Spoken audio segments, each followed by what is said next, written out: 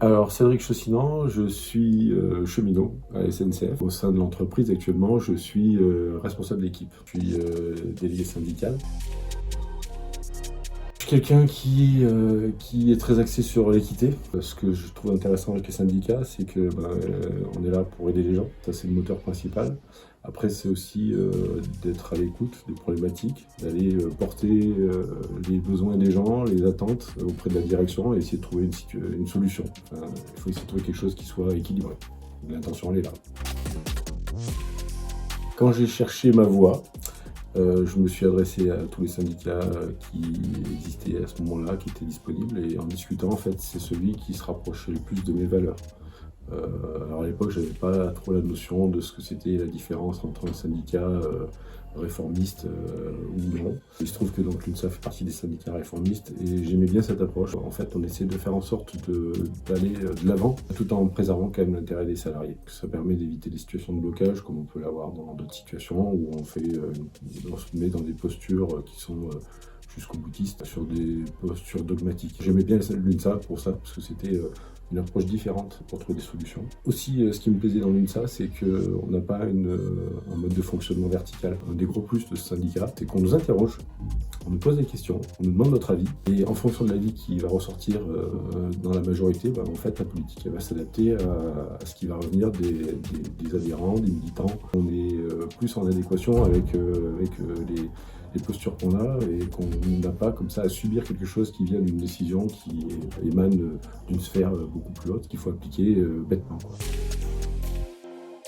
Alors souvent quand ils viennent nous chercher, c'est qu'ils sont en difficulté. Dans un premier temps, je pense qu'il y a un peu d'écoute quand même. C'est pas la finalité, mais enfin c'est important. Ils ont besoin d'un interlocuteur parce que souvent quand ils viennent nous chercher, c'est qu'il y a une difficulté et qu'ils n'ont pas la possibilité d'avoir un interlocuteur qui permette de faire avancer les choses au sein de leur hiérarchie. On essaie de comprendre les tenants, les aboutissants, et puis après on se présente vers la hiérarchie, et puis on essaie de discuter et d'essayer de faire en sorte de faire avancer la problématique.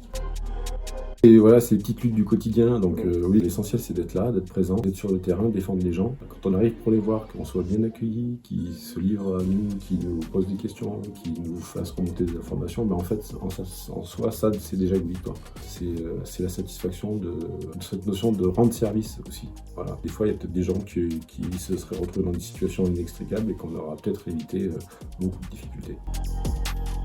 Les congrès, c'est toujours des grands moments. On rencontre plein de gens. Ça permet d'échanger sur des pratiques, sur des idées. Puis de se rendre compte qu'aussi, on est une force, une vraie force. Parce que quand on est dans le quotidien, dans son environnement, dans son petit bocal à poisson, on tourne. Puis là, quand on est dans le congrès, on est dans un moment où on rencontre beaucoup de gens. Et ça permet de se rendre compte qu'en fait, qu'on est vraiment pas tout seul. Qu'on a beaucoup de monde autour de nous qui peut nous conseiller, nous aider, des gens vers qui on peut se retourner. Alors c'est un bon souvenir à ce titre-là, en fait, c'est que ça permet de se redonner confiance, j'allais dire, de se renforcer.